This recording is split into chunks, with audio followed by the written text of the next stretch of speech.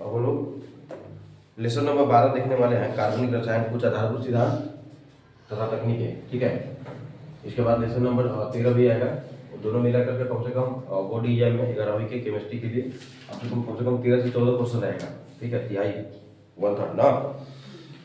पहले हम लोग देखेंगे सामान्य प्रसारण, इसमें क्या है कार्बनिक रसायन में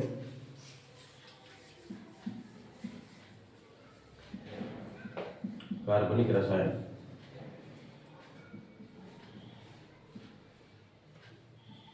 ऑर्गेनिक केमिस्ट्री।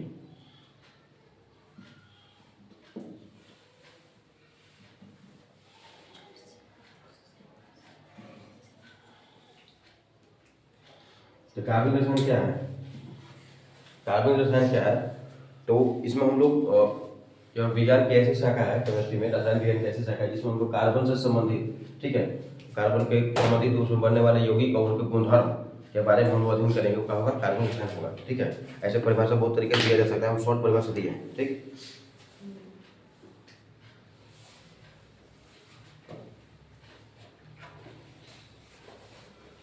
देखेंगे रसायन विज्ञान की वह शाखा, रसायन विज्ञान की वह शाखा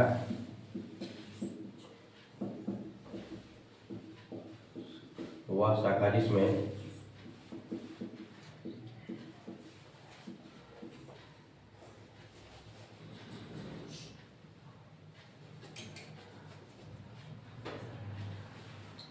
हाइड्रोकार्बन, हाइड्रोकार्बन क्या होता है? हाइड्रोजन और कार्बन से बना हुआ यौगिक। हाइड्रोकार्बन क्या होता है?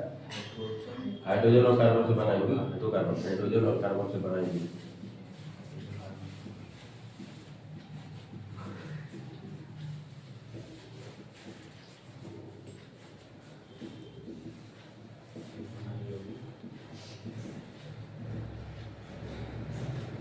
और हाइड्रोकार्बन के व्युत्पन्न और हाइड्रोकार्बन के व्युत्पन्न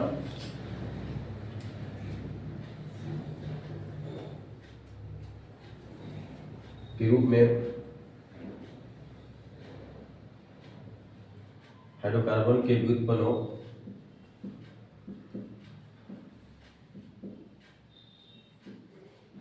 के गुणों का अध्ययन किया जाता है। गुणों तथा रासायनिक क्रियाओं का अध्ययन किया जाता है।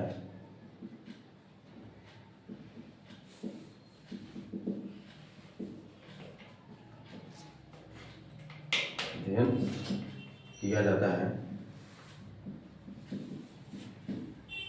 क्या करता है? हाइड्रोकार्बन कहलाता है। क्या कहलाता है? हाइड्रोकार्बन कहलाता है।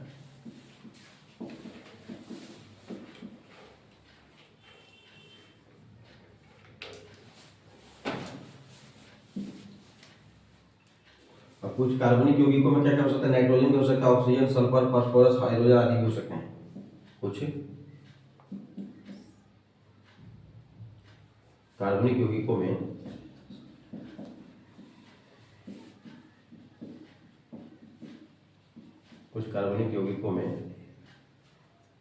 नाइट्रोजन,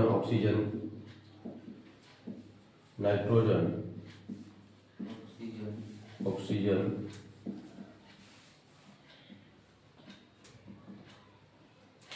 सल्फर, फास्फोरस,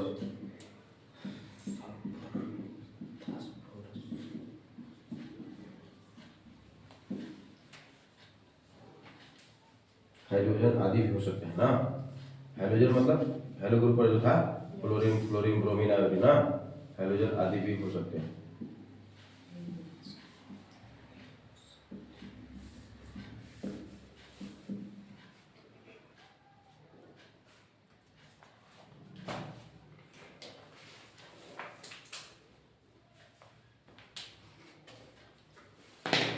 स्वीडन का कोई वैज्ञानिक था, स्वीडिश वैज्ञानिक का नाम बर्जीलियस ने प्रतिपादित किया कि जैव शक्ति कार्बनिक यौगिकों के निर्माण के लिए उत्तरदायी होता है।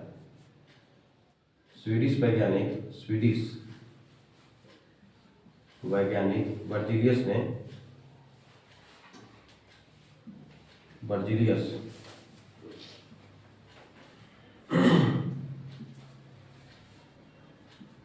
स्वीडिश वैज्ञानिक बर्जीलियस ने प्रतिपादित किया कि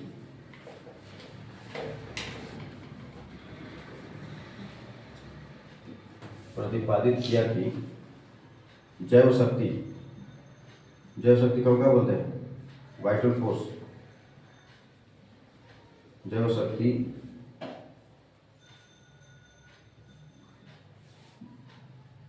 वाइटल फोर्स कार्बनिक यौगिकों के निर्माण के उत्तरदायी है।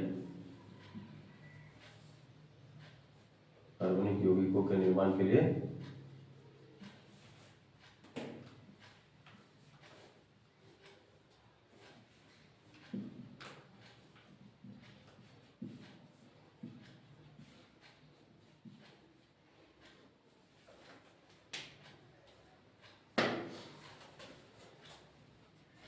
ठीक है।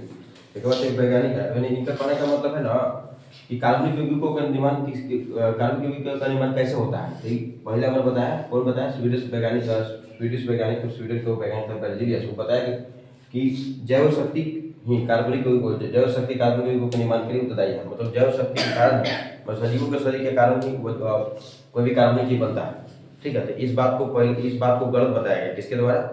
गलत साबित किया गया। मतलब केवल जैव शक्ति से ही उत्पन्न होगा कार्बनिक पदार्थ, ये बात गलत है। अन्य तरीके से भी उत्पन्न किया जा सकता है। तो इस बात को पहले बार कौन किया? तो वोहलर। कौन थे? वोहलर। उन्होंने प्रथम कार्बनिक यौगिक यूरिया का संश्लेषण किया। पूछेगा कि निम्नलिखित में से कौन सा पहला कार्बनिक यौगिक जो संश्लेषित हुआ था। ठीक है। तो कौन सा है? यूरिया है। कौन सा है? यूरिया।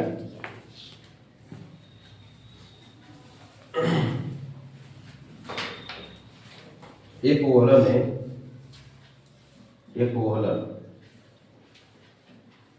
वोहलर ने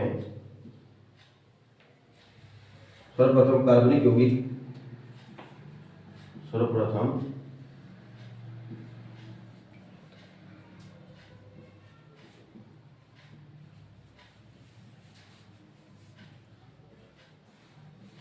अपने प्रयोगशाला में पहला बजे बनाया था ना। सर्वप्रथम कार्बनिक यौगिक यूरिया का संश्लेषण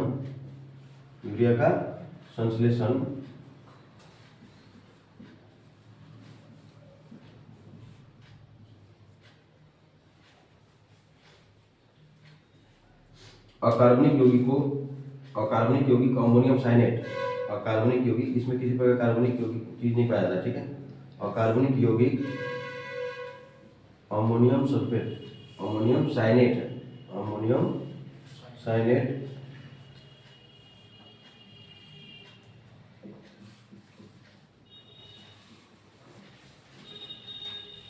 द्वारा किया।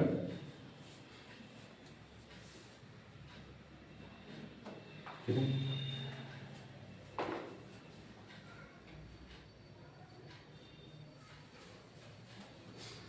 वो वैज्ञानिक क्या नाम था? कोल्बे। हाँ, वो एसिटिक अम्ल था बर्थलोट द्वारा मीथेन का नवीन संश्लेषण किया। ठीक है। उसके बाद साबित हो गया कि कार्बनिक यौगिकों को अकार्बनिक स्रोतों से भी हम प्रयोगशाला में संश्लेषित कर सकते हैं। ठीक है। कोल्बे द्वारा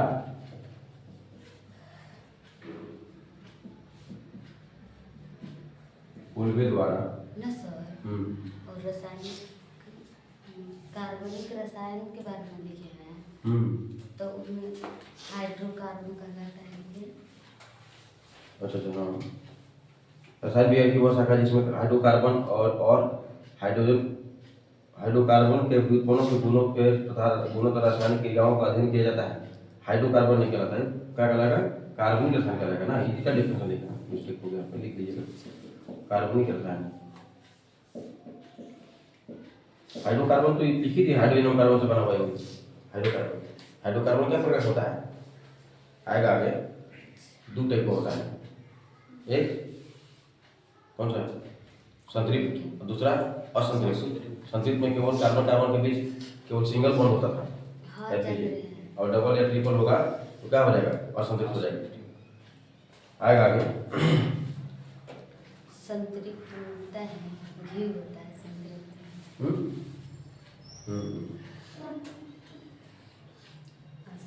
असंतृप्त में पौधों से बनाते हैं। पौधों से उत्पन्न हुआ। कोल्बे द्वारा एसिटिक अम्ल का सूत्र क्या होता है? वही जो आगे लिखा है ना CH3COOH इथेनॉल का भी करते हैं हम लोग एसिटिक अम्ल CH3COOH एवं बर्थलोड द्वारा तथा बर्थलोड द्वारा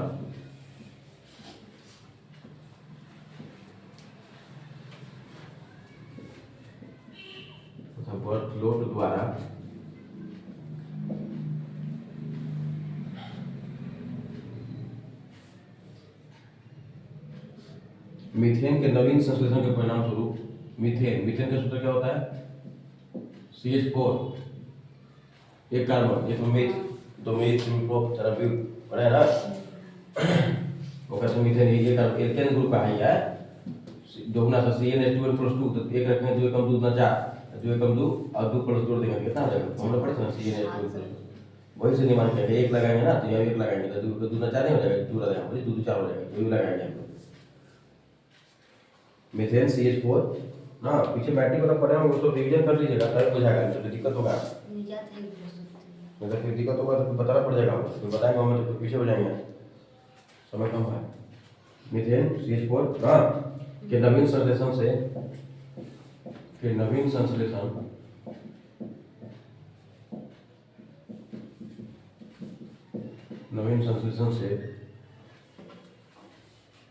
के परिणाम स्वरूप दर्शाया गया कि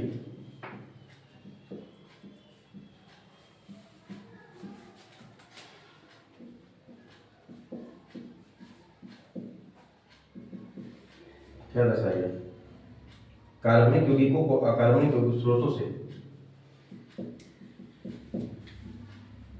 कार्बनिक यौगिकों को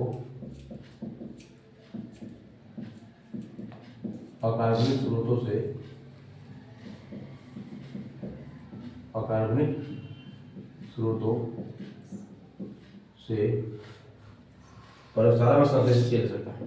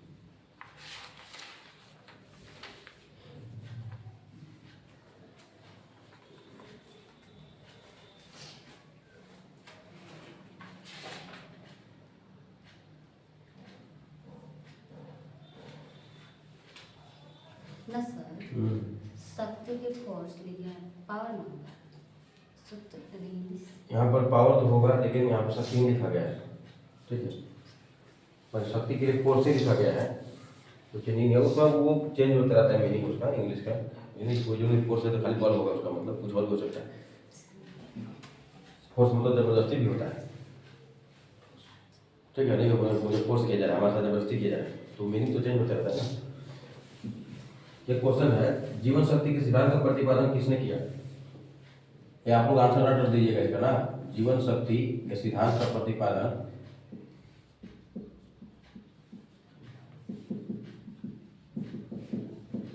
आसानी से दे पाएंगे इसका आंसर प्रतिपादन किसने किया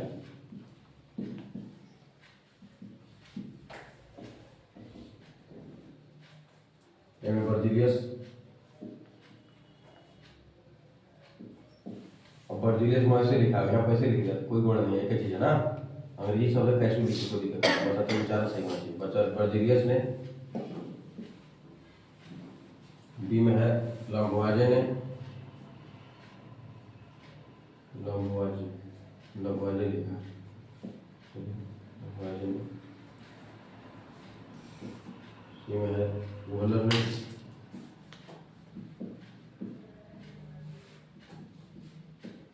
ए होगा डी में है कोलगेट। बताइए कौन क्या था? ए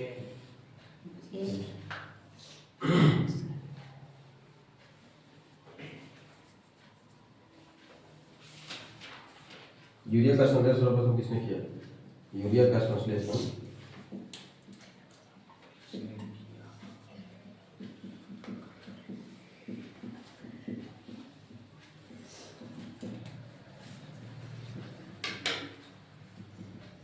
यूरिया का सर्वप्रथम संश्लेषण किसने किया? ये में है तो मतलब वो आज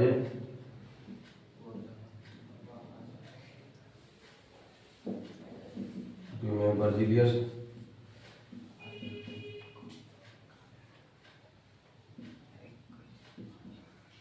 सी में बर्थले, डी में वोलर। डी नेक्स्ट क्वेश्चन है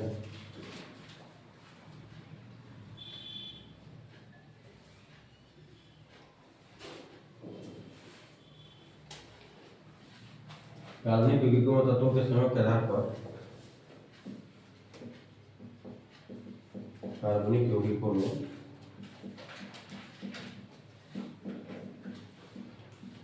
तत्वों के संयोग के आधार पर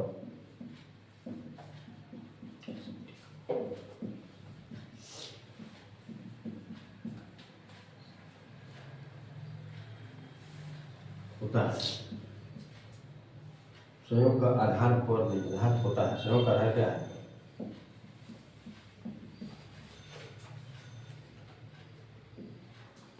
ए में विद्युत संयोजकता,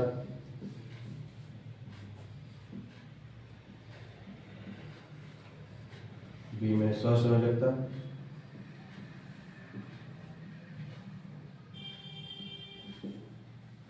सी में उपसहसंयोजकता,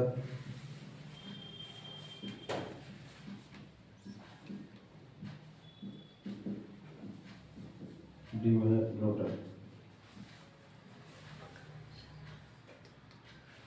ये वो तीन हो गए ना।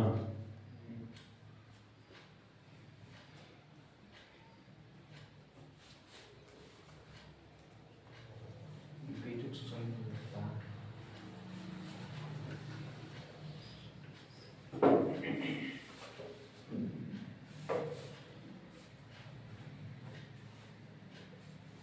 क्वेश्चन बोल के छोड़िए। हाँ बोले, बोलिए इसका आंसर क्या होगा? ठीक है, जीवन शक्ति के सिद्धांत का प्रतिपादन किसने किया? जीवन शक्ति का जस्ट नहीं बताया, कौन क्या था? हाँ लिखे तो जस्ट करेंगे। स्वीडिश वैज्ञानिक बर्जिलियस ने प्रतिपादित किया कि ठीक है जैव शक्ति, हाँ वाइटल फोर्स, कार्बनिक यौगिकों के निर्माण के उत्तरदायी ना, कार्बनिक यौगिक बनाता है कौन? जीवन शक्ति। ठीक है, तो कौन होगा? बर्जिलियस हो गया। कौन हो गया? बर्जिलियस। अच्छा, यूरिया का संश्लेषण सर्वप्रथम किसने किया? तो जस्ट पढ़े थे, वोलर किया था। कौन किया था? देखिए कुलबी द्वारा है ना, करेंगे वोलर वाला बात। वोलर ने हाँ सर्वप्रथम कार्बनिक यौगिकों के यूरिया का संश्लेषण और कार्बनिक यौगिकों का अमोनियम साइनेट से बनाया ना। ठीक है, यहाँ हो गया हमारा वोलर। ठीक है, कार्बनिक यौगिकों में तत्वों के संयोग का आधार क्या होता है? विद्युत संयोजकता। विद्युत संयोजकता में धातु अधातु होना चाहिए। ठीक है, धातु अधातु होगा तभी बनेगा विद्युत संयोजकता। धातु प्लस अधातु होगा तभी होगा। ठीक है, अब इसमें जोड़ा इलेक्ट्रॉन होता है, होता है जोड़ा, सहसंयोजक होगा। क्या होगा? जोड़ा इलेक्ट्रॉनों का स्थानांतरण होता है। ठीक है, एक ही परमाणु में जोड़ा इलेक्ट्रॉन का स्थानांतरण मतलब सहसंयोजक। तो हमारा कौन हो जाएगा? बी हो जाएगा। कौन हो जाएगा? बी ना, सहसंयोजक। देखिए ना, कार्बन CH4 बना, CH4 कैसे बना है? कार्बन का 4 गो, कार्बन का 12 को 4 इलेक्ट्रॉन, हाइड्रोजन 4 होकर क्या होगा? 4 हाइड्रोजन है ना, एक भी इलेक्ट्रॉन का साझेदारी करेगा तभी ना बनेगा। देखिए साझेदारी ना हुआ यहाँ पर था, एक इलेक्ट्रॉन के लिए आप हमको दीजिए, वो हमको दीजिए, तो इसका 2 पूरा हो गया। पर सबको 2 पूरा हुआ नहीं हुआ? अब इसका 8 पूरा हुआ कि नहीं हुआ? देखिए 8 हो गया तो स्टार्ट ही हुआ। हाँ साझेदारी द्वारा होता है। ठीक।